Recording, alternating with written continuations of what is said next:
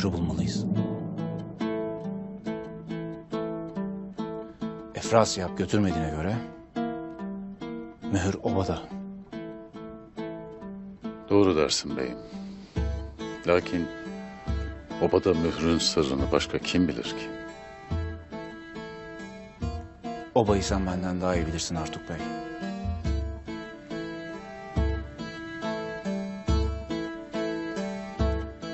Birinden mi şüphelenirsin beyim? De hele beyim, kimden şüphelenirsin? Kimseden şüphelenmem. Lakin mührü çalan kişi Moğolların adamı değildir. Mührün sırrını Sultan Alaaddin'in yakın çevresinden başka kimse bilmez.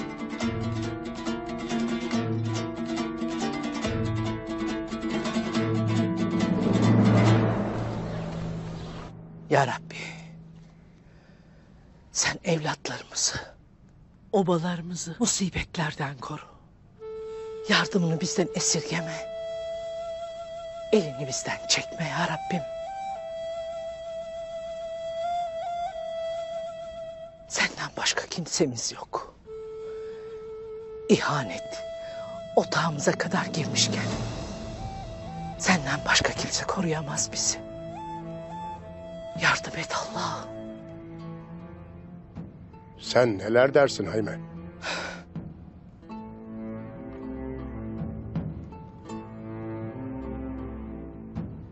İhanet artık sadece obamızda değil abi. Otağımıza kadar girmiştir. Kime güveneceğimizi bilmeyiz. Gün geçmiyor ki yeni bir ihanetle sarsılmayalım. Sana bunları söyleten nelerdir Hayme? Gayrı obalarımızdaki hainleri temizledik. Ertuğrul Kocabaş'ın kellesini aldığında ben de senin gibi düşünmüştüm. Lakin yanılmışım. Hainler hala obamızda cirit atarlar.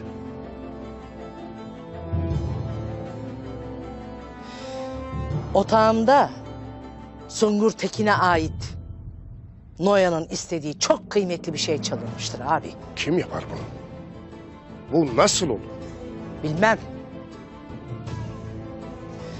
Obamızda, içimizde, otağımızda, ailemizde bize ihanet eden hainler vardır.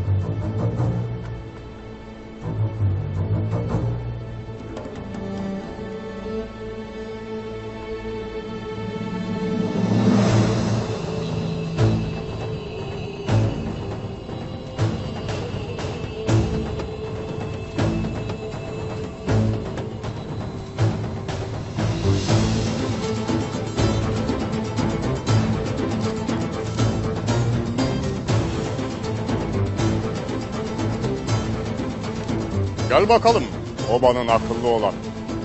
Gel hele.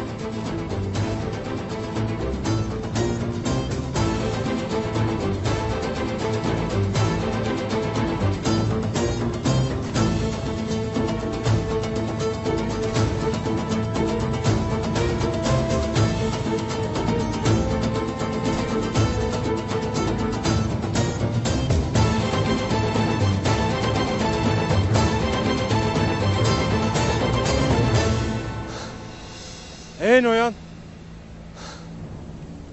Yuvan yıkıldıktan sonra hangi yine girdin? Dağ taş benim inimdir akıllı olan.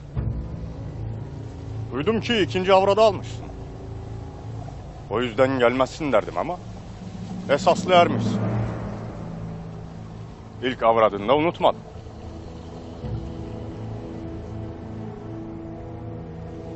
Kısa kes.